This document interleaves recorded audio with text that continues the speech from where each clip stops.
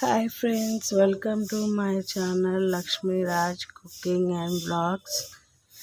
ఈరోజు మేమైతే అమావాస్య వెళ్ళిన తర్వాత మా ఇంట్లో ఉన్న పూజా సెల్ఫ్ని ఈ విధంగా క్లీన్ అయితే చేసి పూజ చేసాము.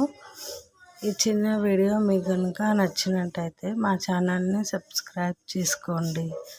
ఓకేనా ఫ్రెండ్స్, బాయ్ మరి.